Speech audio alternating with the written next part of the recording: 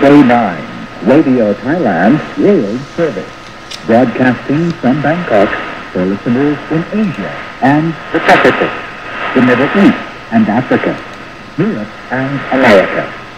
It is now time for our broadcast in English for listeners in Europe.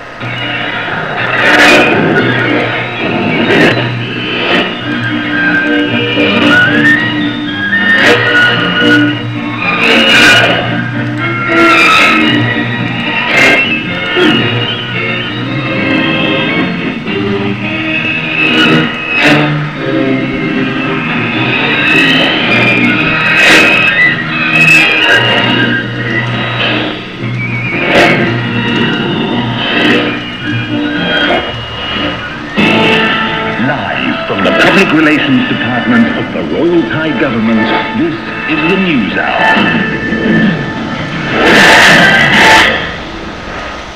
สวัสดีครับ Today is Tuesday, August 11th, 2015, and this is Radio Thailand's Midday News Hour.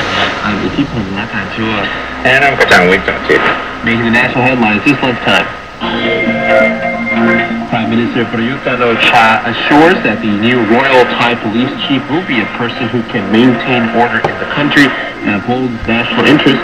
Meanwhile, the Royal Thai Army is set to send its initial set of relief aid and personnel to Myanmar to assist flood disaster victims.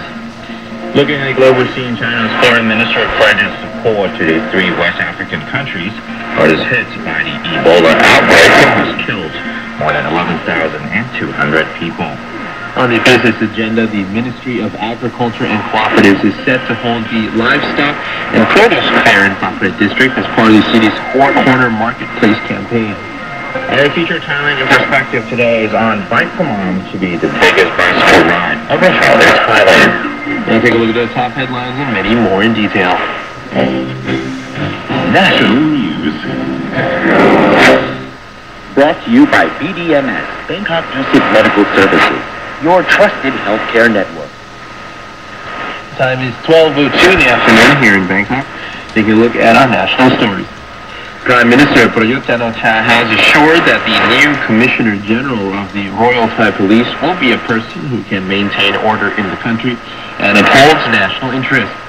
Commenting on the selection of the new police chief, which is set to be concluded in the near future, Prime Minister General Prayut pointed out that the consideration will not be solely based on the candidate's remaining time in service before retirement. Instead, he said they will be judged in terms of suitability in all respects, and the chosen one must have the ability to take control of the current situation in Thailand, which is considered unusual. The Premier cited General Udomdet Sitabun as an example, saying he has only 1 year in the position, and yet there have been no problems in his work. He reasoned that all obligations of the Army have been passed on seamlessly and carried out with strong determination and the best intentions for the country. As for the maintaining of peace and order, the Premier noted that the task does not depend on the National Police Chief alone. He said as long as an effective system is in place, police work will be able to go on regardless of who is appointed a new chief. The Army Chief said the Royal Thai Army is set to send its initial sets of relief aid and personnel to Myanmar during the next 2 to 3 days to help victims of flood disaster. According to the Royal Thai Army Commander-in-Chief, General Udomdet Sitabun, the Royal Thai Army has ready its troops and procure consumable products to be sent to Myanmar to help flood disaster victims. General Udomdet said the relief aid and personnel are set to be dispatched to Myanmar during the next 2 to 3 days, following the preparation process and the approval from the Ministry of Defense and the Cabinet. The Army Chief added that the Army will also donate more money to Myanmar as a gesture of the Thai Army's thoughtfulness prior to an official visit of Myanmar's by Commander-in-Chief to Thailand at the end of this month. A quick update, the chairman of the National Reform Council, NRC, has revealed that the body will vote in an open ballot whether to approve of the new constitution. Before the bloc is disbanded, NRC Chairman Tian Chai-Kiranan said that the disbandment will be carried out according to Section 27 of the 2014 Interim Constitution. Tian Chai meanwhile assured that the NRC has not been in any way lobbied by any external force and that each NRC member is free to express his own opinion and vote accordingly. Continuing with the government, the Ministry of Transport is set to decide on cuts to fares on public transport during its meeting today. Transport Minister and Chief Marshal Prajin Tanpong said that during the meeting, the final decisions will be made on the size of the fare cuts and when would be suitable to have the new measures implemented. He noted that the fares of buses operated by the Bangkok Mass Transit Authority and the Transport Company Limited are likely to be immediately reduced to accommodate the general public. Meanwhile, new fares for ferry travel in Bangkok are set to be proposed by the Marine Department by the end of this week. Ferry fares are also set to be reduced. The minister made the announcement after presiding over the opening of the new Pinklau Pier. The pier is one of the recently renovated piers which are part of the pier overhaul projects by the ministry. Sathorn and Nonthaburi piers are set to be renovated next.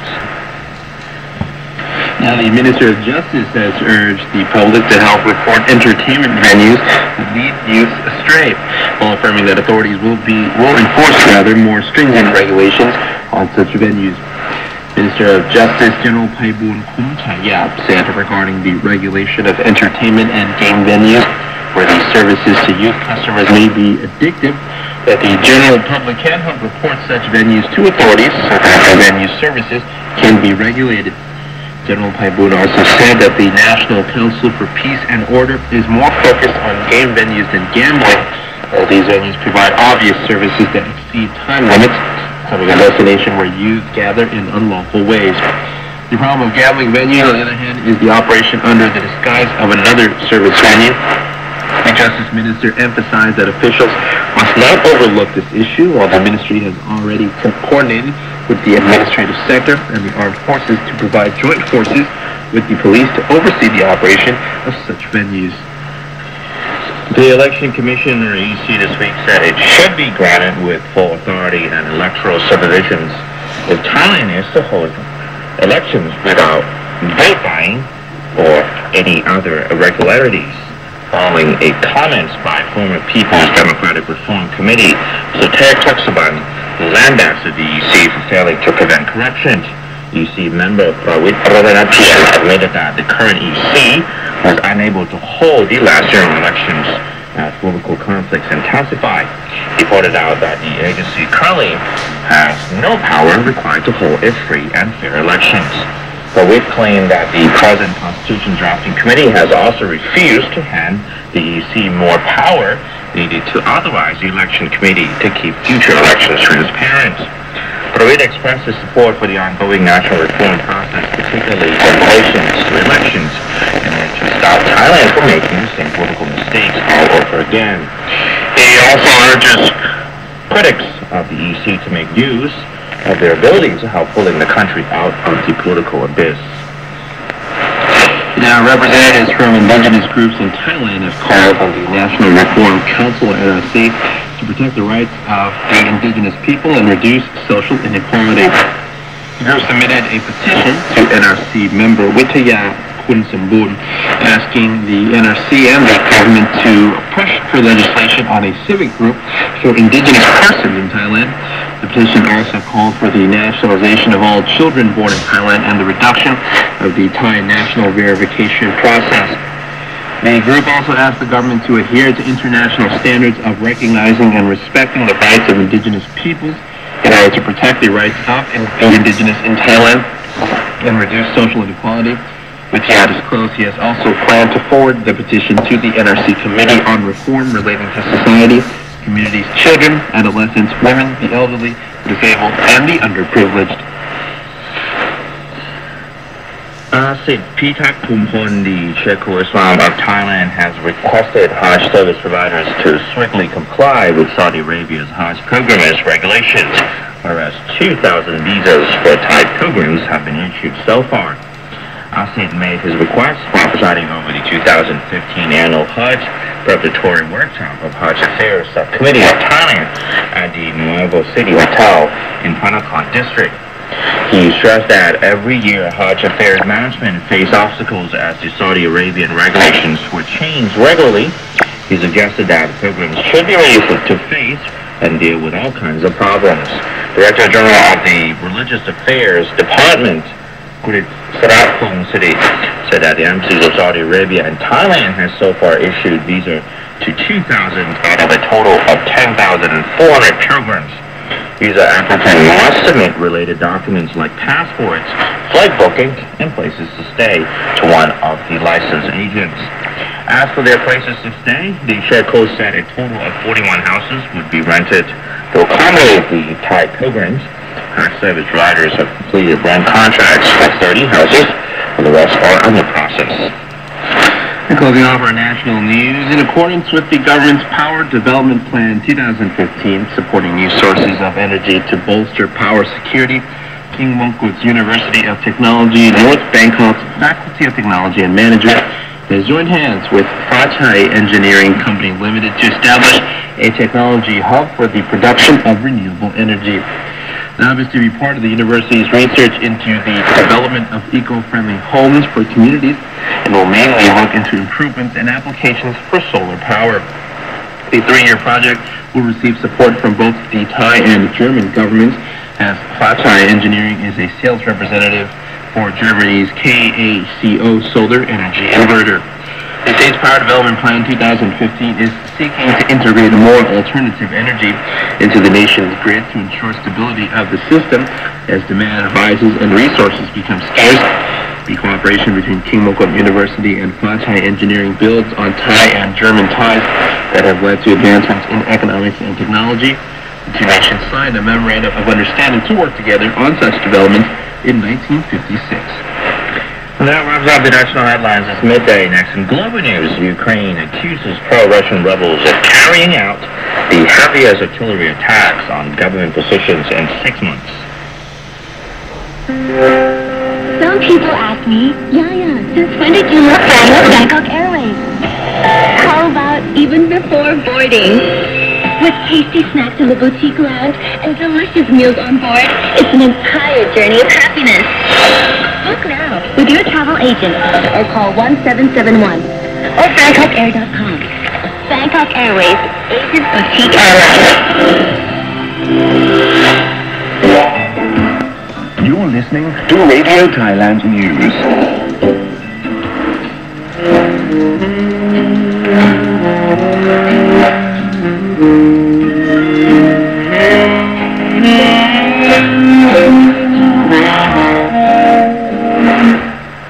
The development of the country must be undertaken through work in various stages of priority. The first is to fulfill the basic needs, which is a decent standard of living for most of the population. Once this first step has been firmly established, that would ensure the gradual build-up of their prosperity and economic conditions. His Majesty the King's royal speech delivered at the Thailand University commencement ceremony, July 18, 1974.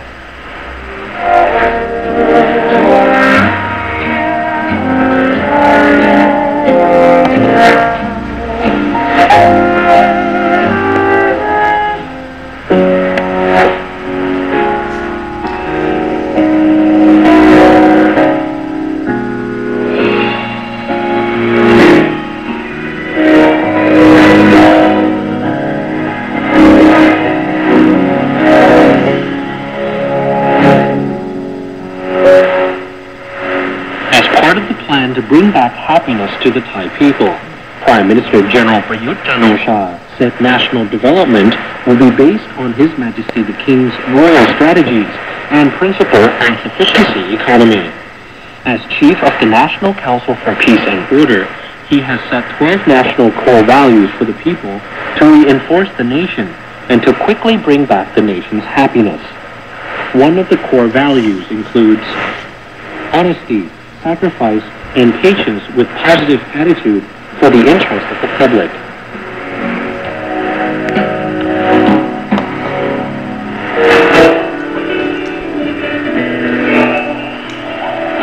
In an attempt to ease water shortages for agriculture, the Thai government will enhance the efficiency of existing irrigation systems, develop new water sources, and rehabilitate natural waterways to increase water volume.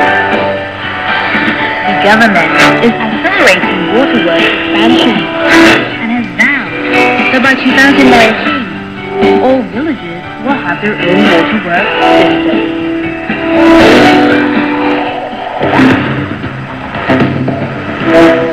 With abundant natural resources, Thailand welcomes our foreign investors.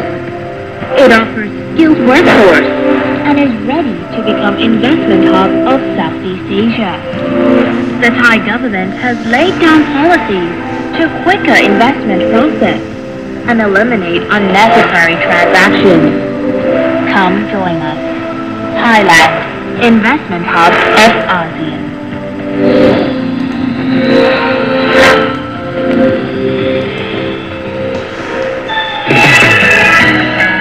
Thailand's travel selection with the Ministry of Tourism and Sports and the Tourism Authority of Thailand.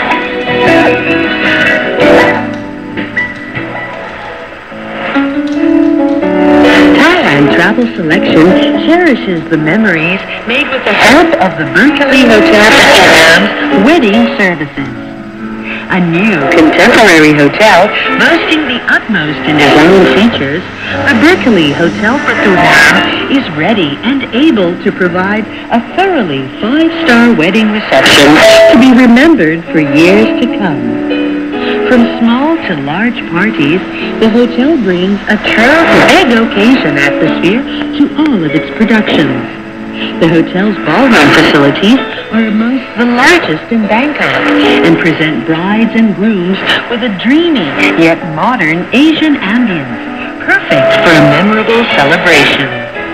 As impressive as the venue itself, the hotel's wedding support services care for every essential detail, with an eye to having the day be absolutely carefree for the happy couple.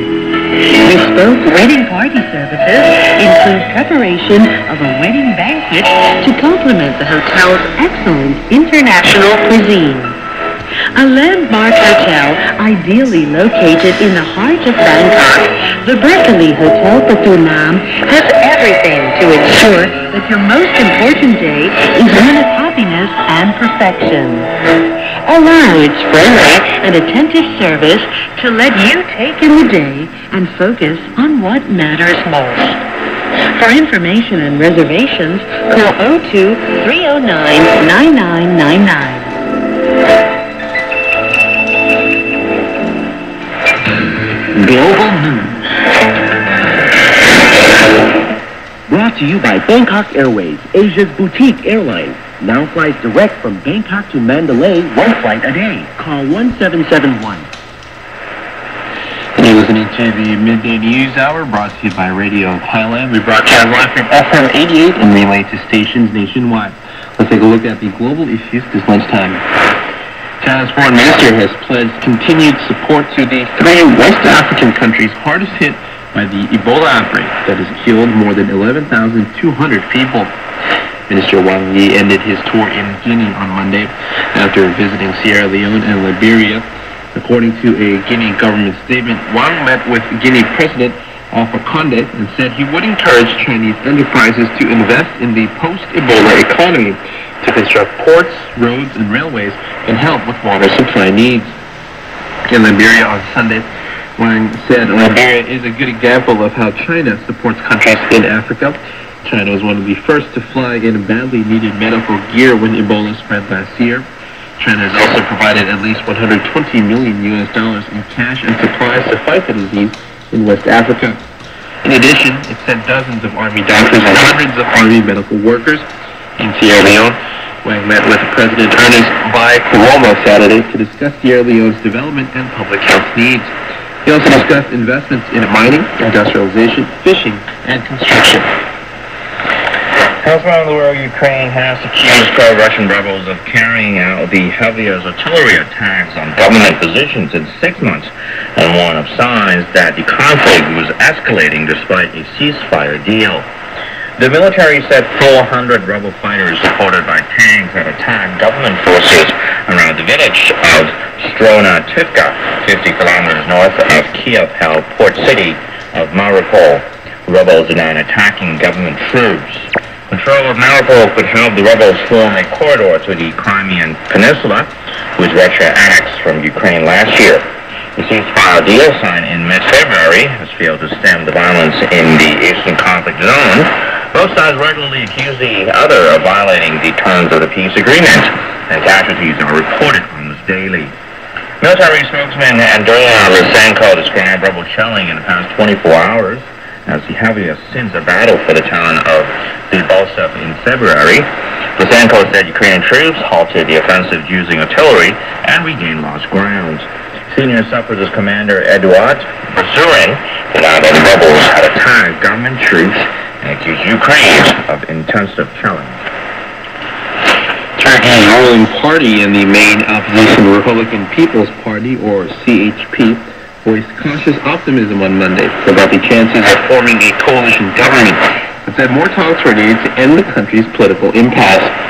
2 months after June legislative elections left the country without a government, Prime Minister Ahmed Davutoglu of the Justice and Development Party, or AKP, and CHP leader Kemal Kılıçdaroğlu held their first talks in Ankara in a meeting that lasted 4 hours.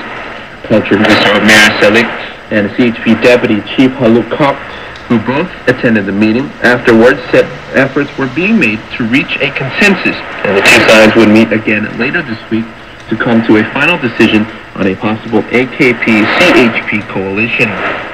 CHP's Kok said his party's aim was to form a coalition that would contribute to overcoming multi-dimensional issues. The June 7th election saw the AKP fail to win an overall majority for the first time since coming to power in 2002, forcing it to seek a coalition partner. The results were seen as a major blow for President Recep Tayyip Erdogan, who wants to create a presidential system in Turkey to consolidate his power. Declaration: one of Iraq's 3 deputy prime ministers has resigned and will be investigated for corruptions. The first tangible results of Prime Minister Haider al-Abadi's push to tackle corruption in the face of mounting unrest. Emboldened by widespread anti-government protests and a call by leading Shiite Muslim cleric for tougher actions, Abadi announced measures over the weekend aimed at reforming a system that critics say hands high office to unqualified candidates and encourages corruption. He proposed scrapping Iraq's multiple vice president and deputy prime minister positions, which are currently shared out along sectarian lines.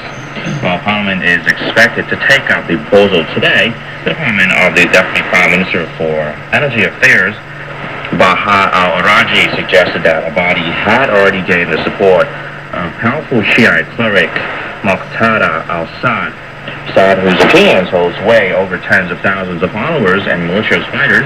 That's the movement to which Araji belongs. In a statement published on his website, Sad ordered Araji to resign and forbade him from leaving the country pending judicial procedures. Abadi had also called for an end to sectarian and party quotas for government positions, the repositioning of corruption investigations, and the reassignment of official security details to the ministries of defense and interior. Elsewhere, the president of Brazil's Senate has said that attempting to impeach President Dilma Rousseff was not a priority, and warned that seeking her removal in Congress would set the country on fire. Renan Calheiros, who is often critical of the administration, struck a more positive tone amid a deepening political crisis after 7 months into Rousseff's second term. Many of the president's opponents in Congress have called for her impeachment for allegedly breaking the law by doctoring fiscal accounts to allow her government to spend more in the run-up to her re-election in October. Calheiros, a leader of the country's biggest party, the PMDB, spoke to reporters after meeting with Finance Minister Joaquim Levy to discuss the government's fiscal austerity plan. He promised to bring to a vote this week a bill that rolls back payroll tax breaks, which would save the country nearly 13 billion reais, or $3.78 billion a year.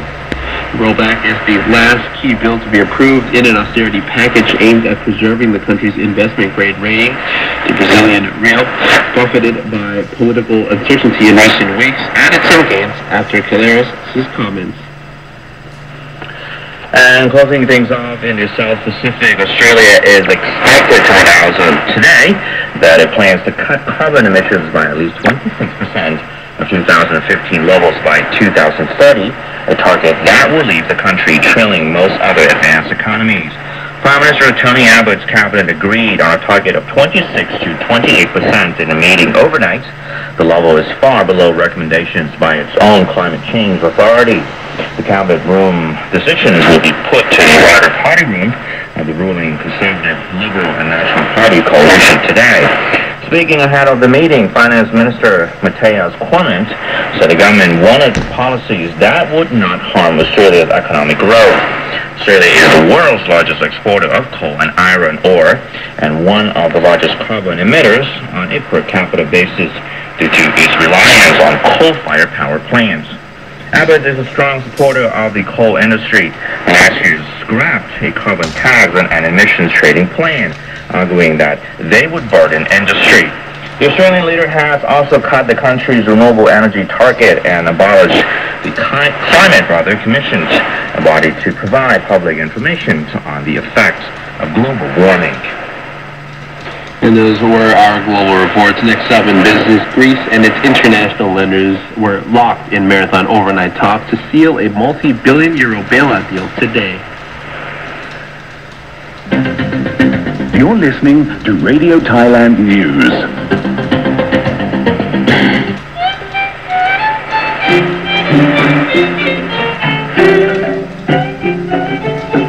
Islam, religion of peace.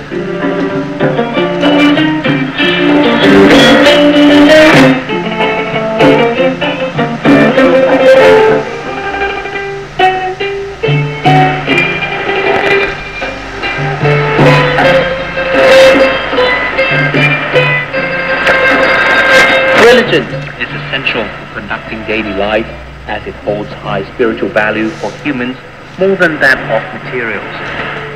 It is a spiritual sanctuary for humans to depend on and not to feel void and abandoned when one is faced with problems in one's life.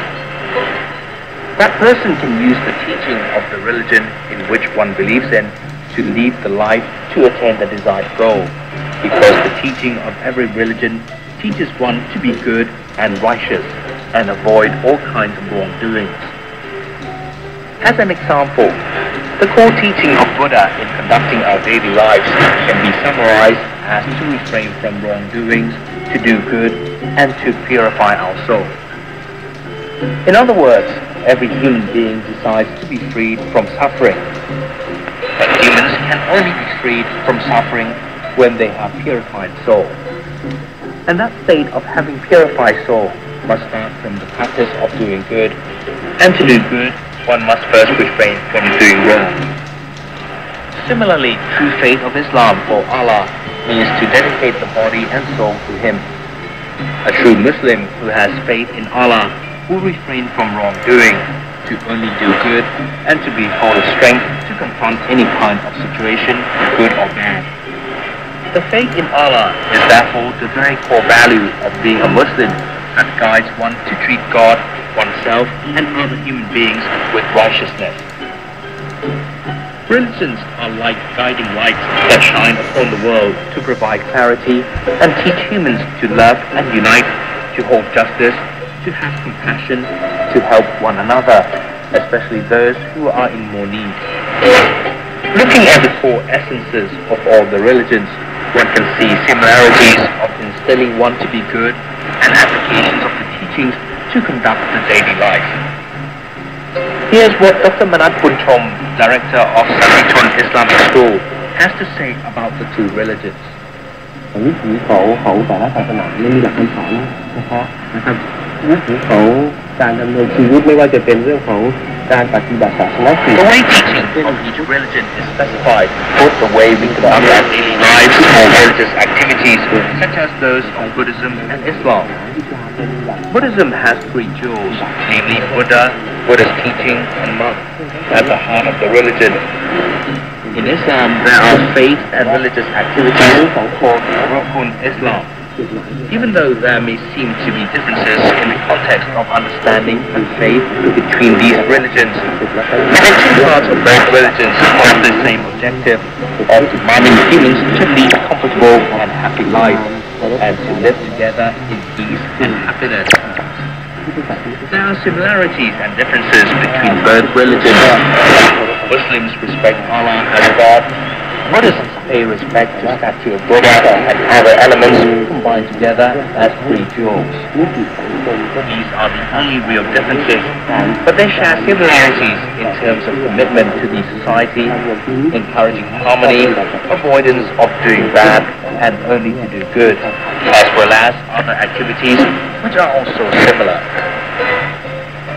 If the religion followers hold true to the religious teachings, any problem and obstacle can be overcome, and that peace will return. Business news. The time is now 12:30 in the afternoon. Taking a look at our business stories for this day. Ministry of Agriculture and Cooperatives, or MOAC, is set to hold the livestock and produce fair in Prakpet district as part of the city's Four Corner Marketplace campaign.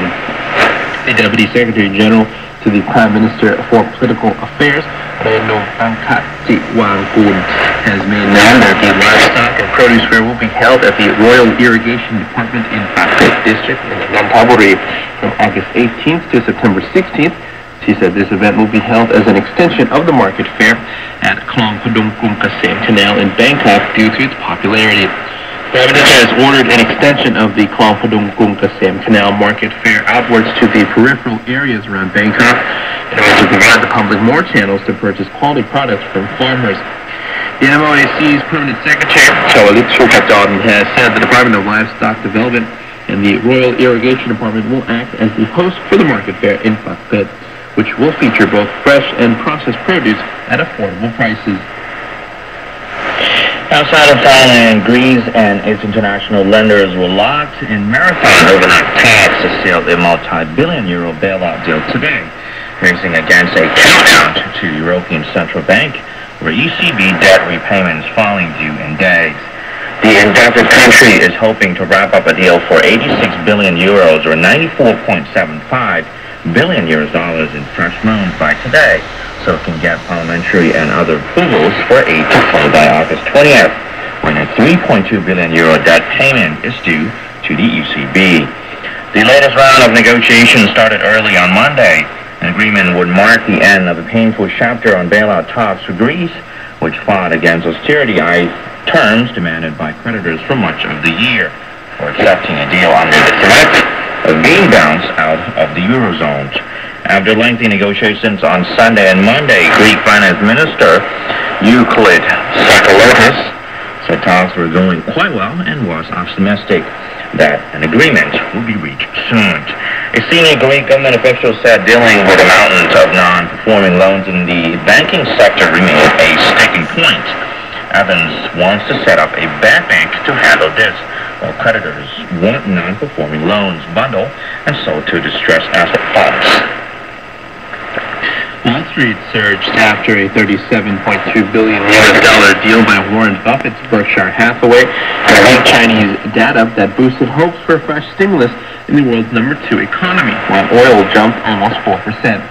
All three major U.S. stock indices finished more than 1% higher after Berkshire Hathaway agreed to buy Precision Castparts, showing investors that the M&A boom was alive and well. Global stock markets also got a lift from hopes that Beijing might take new measures to stimulate the Chinese economy after a report that producer prices in July hit their lowest point since late 2009 and exports tumbled 8.3% in the same month.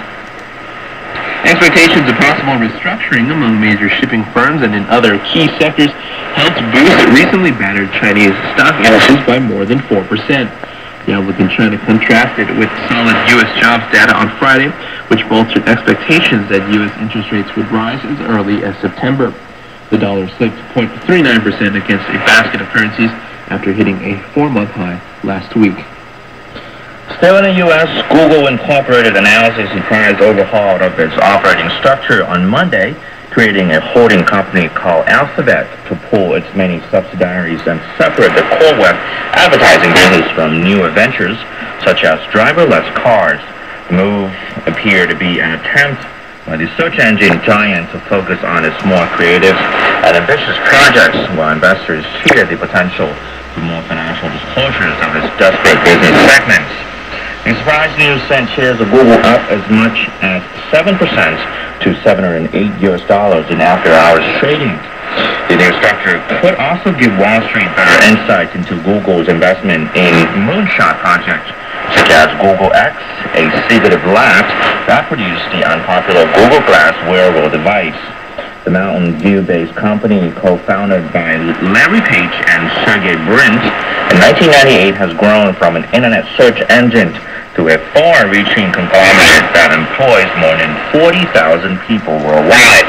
Google's current structure resembles that way companies like Berkshire Hathaway and General Electric are organized, with a central unit handling corporate-wide activities such as finance and relatively independent business units focus on specific areas. And U.S. business banks have stockpiled capital this year to cushion them against unexpected demands from regulators and also to show their long-suffering shareholders that higher dividend payouts could be just over the horizon. Even when the banks' earnings have disappointed, analysts say the need to stay one step ahead of regulators has encouraged management to step up capital rebuilding. Europe's 24 biggest banks strengthened their common equity ratios, the most watched measure of capital strength, by an average of 49 basis points in the first 6 months of this year, up from a 40-point rise in the previous 6 months and beating most analysts' expectations. Analysts said banks were continuing to build capital because of doubts over whether regulators are happy with efforts to shore up balance sheets since the financial crisis. Regulators have become more demanding in terms of how much capital they want banks to hold to avoid taxpayer-funded bank rescues in the future.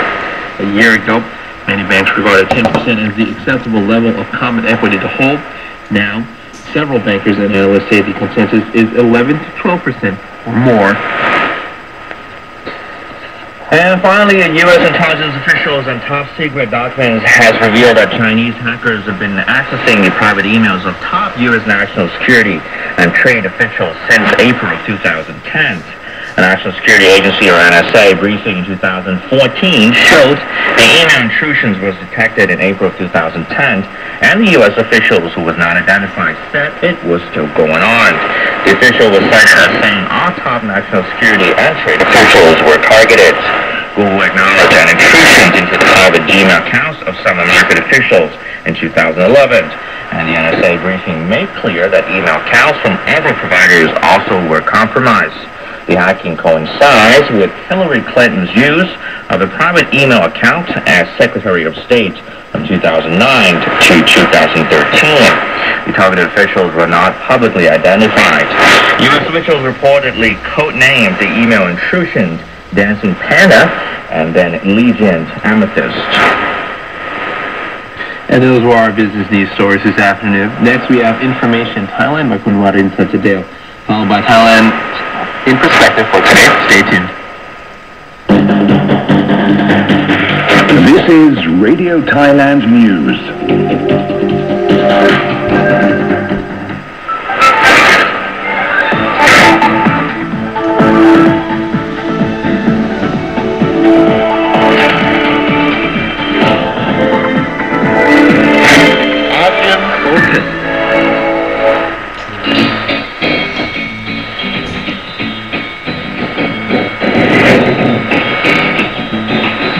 Indonesia post-trade surplus in June.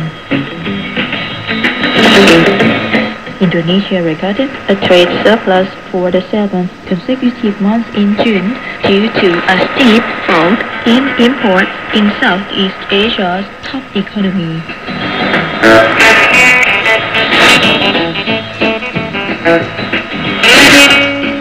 The country's statistics agency said Indonesia posted a narrower surplus of $477 million compared to a revised $1.08 billion recorded in May.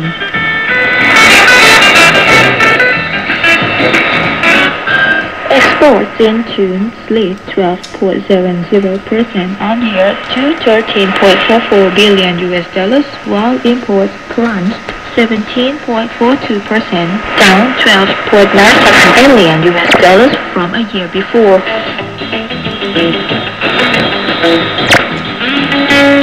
The surplus occurred due to a sharper decline in imports compared to exports.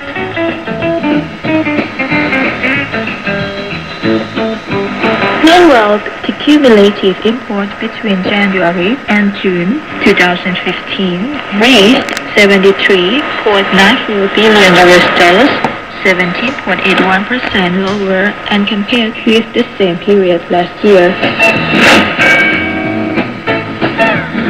Indonesia's economy has been slowing recently as the price of its key commodity exports slips and demand falls in China, the world's #2 economy. First quarter growth in Indonesia slipped to 4.7%, the slowest in 6 years, and the central bank said that second quarter expansion would remain limited as well due to weak consumer spending. คณิตวิชาไกรฤกษ์อาเซียนโฟกัส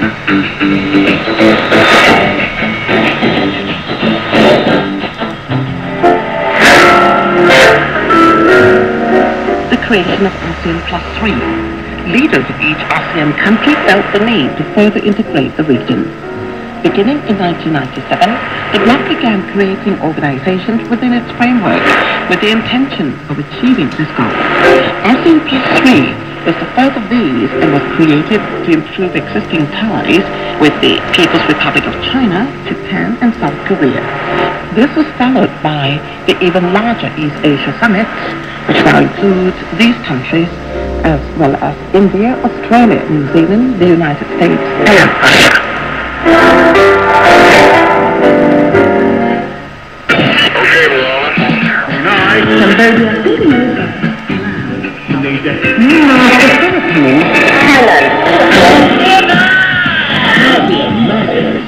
Hugh Adams. 88 FM. Hi, I'm Hugh Adams, and I'll be returning to 88 FM starting 5th of January with a brand new program called ASEAN Matters, 9 a.m., 7 days a week. As we head towards the start of the ASEAN economic community, accurate regional information can give you the edge, both personally and in business.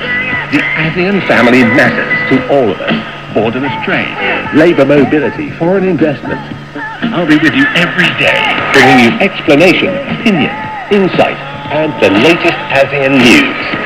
Oh, and some great music and some fun. Please join me. Starting 9 a.m. January 5th. With Hugh Adams.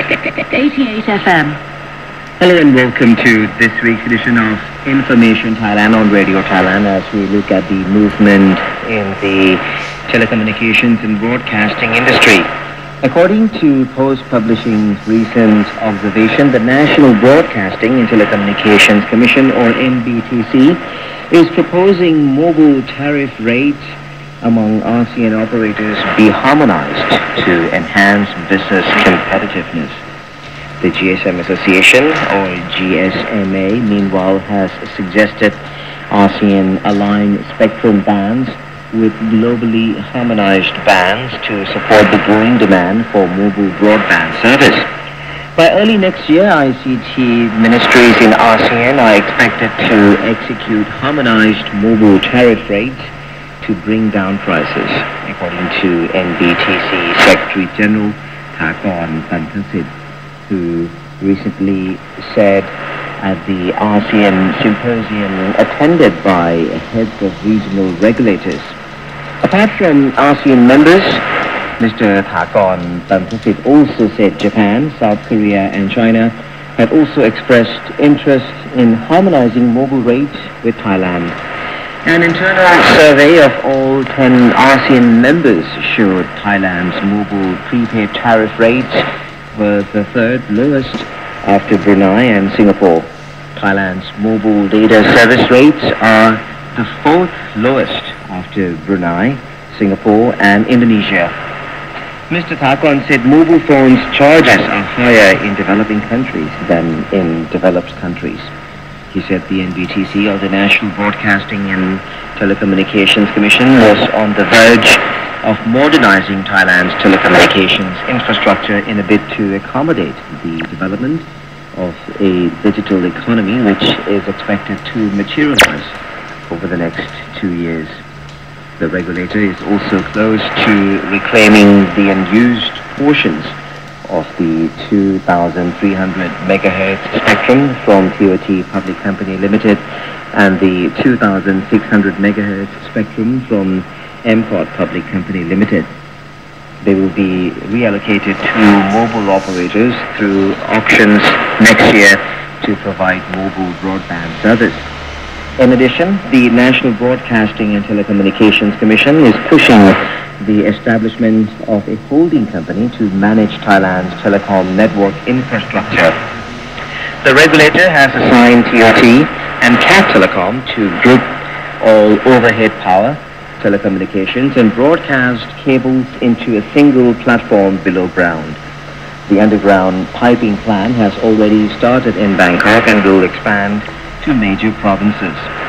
Construction of underground piping facilities is aimed at preventing a possible collapse of concrete power poles carrying an excessive weight of utility wires.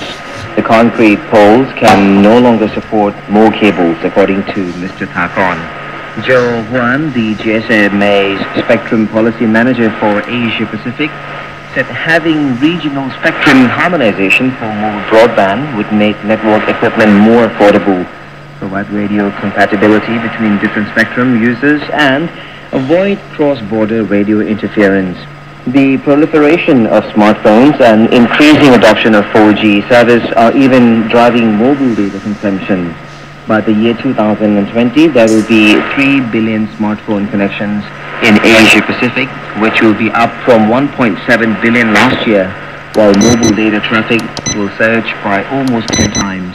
The mobile industry is expected to contribute 5.9% of GDP in Asia Pacific and be worth $1.8 trillion by the year 2020, compared with $1.1 trillion in 2014, or 4.7% of the GDP. Southeast Asia's mobile industry generated tax revenue of $130 billion last year, and the figure is expected to increase to $150 billion by the year 2020.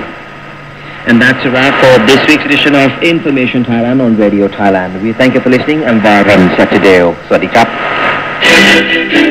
Thailand in perspective. Kun Krajangwit Jodjit will focus on Bike for Mom to be the biggest bicycle ride ever held in Thailand. Thailand Perspective is prepared by Kun Jamnong Phakkawarawut.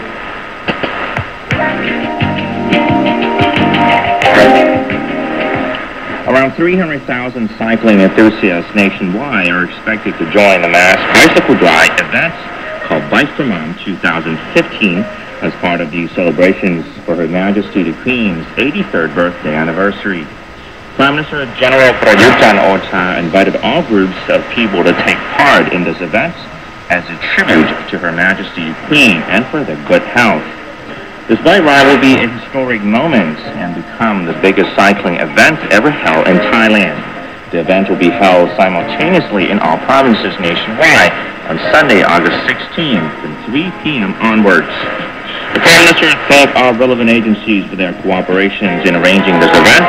He said His Royal Highness Crown Prince Mahawajiralongkorn, who will lead a convoy of cyclists in Bangkok, has concerns about the safety of cyclists. He urged officials to proceed with cautions and prevent any road accidents. In Bangkok, the ride will begin at the Royal Plaza and continue to the 11th Infantry Regiment, the King's Guard, on Pahon Yo-Chin Road, and then returns for a total length of 43 kilometers. Bangkok alone is likely to see the participations of about 40,000 cyclists. In the provinces, the program will start in front of the provincial town hall and continue to a route that will be designated by each province. Medical teams will be on hand throughout this event. Participating cyclists will wear blue shirts. The blue color represents Friday, the birthday of Her Majesty the Queen.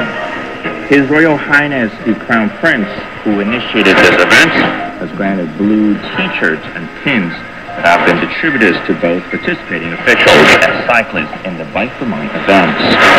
The historic bicycle ride is meant to show loyalty and gratitude to Her Majesty the Queen. The government also considers this bike riding is a good exercise and an activity to help create unity among the people from all walks of life. There will be a concert entitled Songs for Mother at Sanam Sirapa in Bangkok from 7 p.m. to 9:30 p.m. on August 16th. Also at Sanam Sirapa on the same day, an exhibition in honor of Her Majesty the Queen will be held. The exhibition features the joined forces of all sectors and Thai people in 77 provinces to make Bike for Mom a tribute to Her Majesty, who is recognized as the mother of the land. The Ministry of Culture also invites everyone to join the Bike for Mom photo contest. Applicants should submit photos taken from the activities from July 25th to August 16th as part of this event. They should submit their entries by August 23rd. Results of the contest will be announced on September 5th.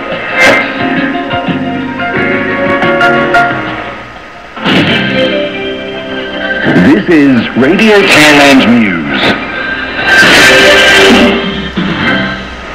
Upcoming events. In the world of fashion photography, we have Ahmad the Anatomy, taking place now until Sunday, August 16th. Leading Thai fashion photographer Ahmad Yai Nimitpak lets viewers explore the human body as a work of art with a one-of-a-kind photography exhibition consisting of more than 100 black and white photos of Thai stars and celebrities. The celebrities and professionals were shot under the fashion, trendy, and healthy body concept. This event is taking place at the Zen Outdoor Arena and Amphitheater Zone at the Zen Department Store in Bangkok. For more information, you can call 02-100-9999. in an exhibition. For anyone looking to dive into the world of art, we have Thai Puipia Sites of Solitude running until January 3rd of 2016.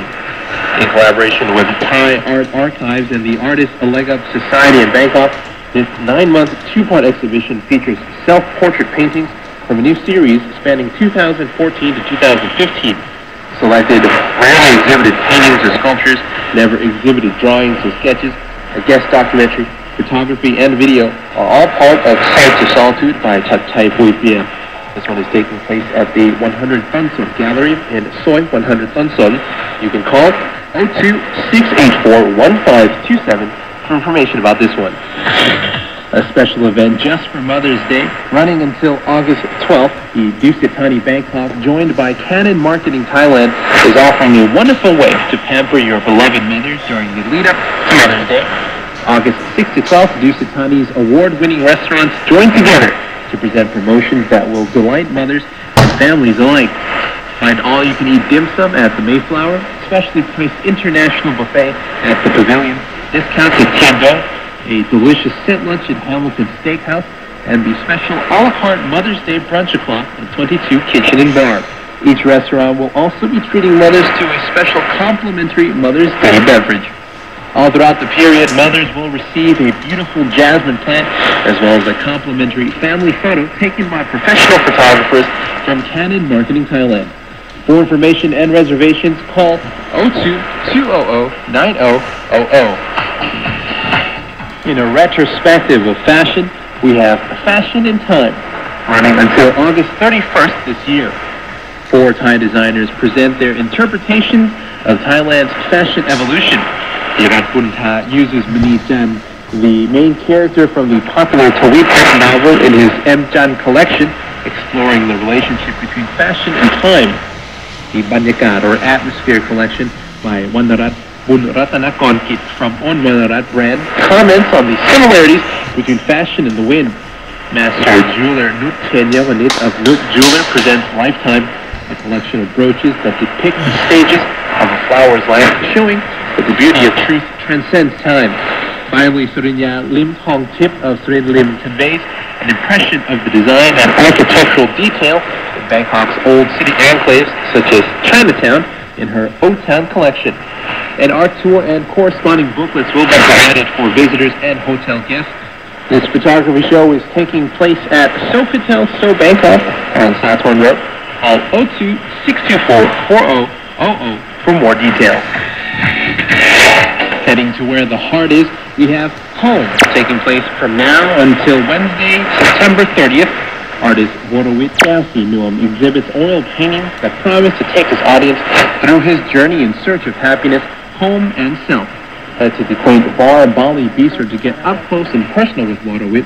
The Bali Bistro is located on Phra Atit Road in Bang Lampu, Panakhon District. You can call 02-629-0318 for more information. That's why we wrap up the midday news hour for this Tuesday, August 11th, 2015. Our next news hour is at 7 p.m. tonight, and you can catch our hourly news flashes for updates throughout the day. Enjoy the rest of the day. I'm Itipon Lakan Swastikat. And I'm Gachang with Dr. Swadikap.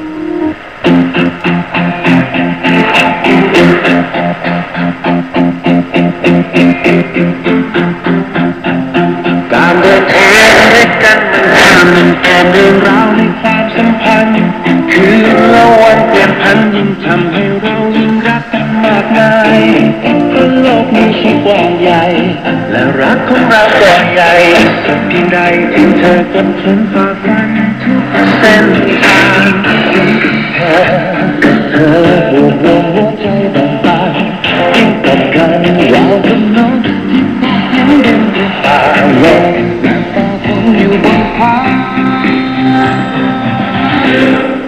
ปั่นจักรยานปั่นจักรยานกันจะไกลจะไกลไม่สำคัญมันอยู่ที่หัวใจปั่นจักรยานปั่นจักรยานกับความในใจโลกสวย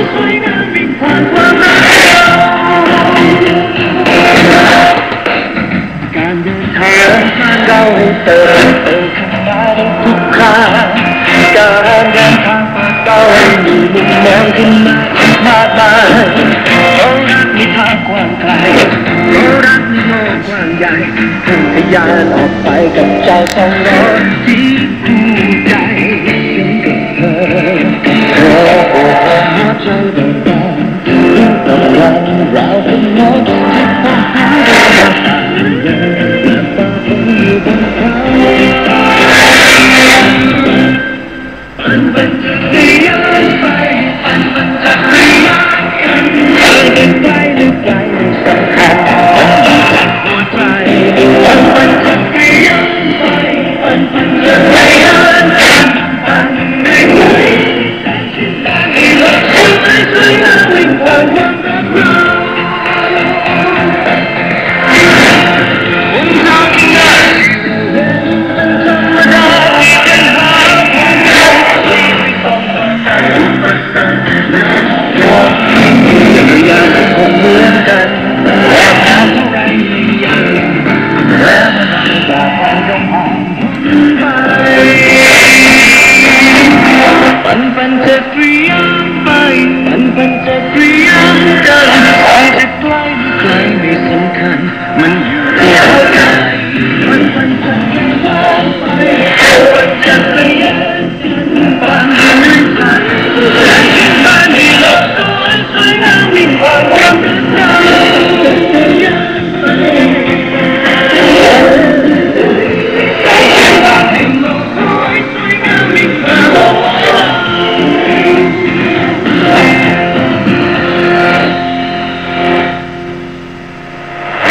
เราจะทำตามสัญญาขอเวลาไม่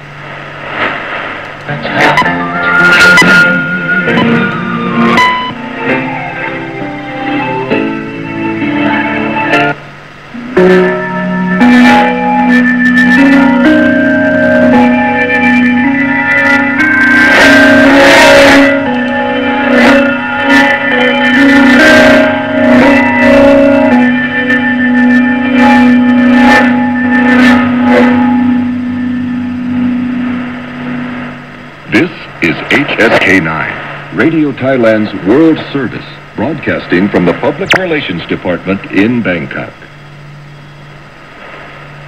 Eine schönen guten Abend aus dem Funkhaus in Bangkok und herzlich willkommen zum Nachrichten Programm von Radio Thailand für Dienstag, den 11. August 2015. Zunächst die Themen. Thailand droht schon wieder Herabstufung. Regierungsstört ein Konjunkturprogramm. Konsumentenindex auf neuen Tiefstand. Thailand droht schon wieder Herabstufung. Der Nationalen Menschenrechtskommission oder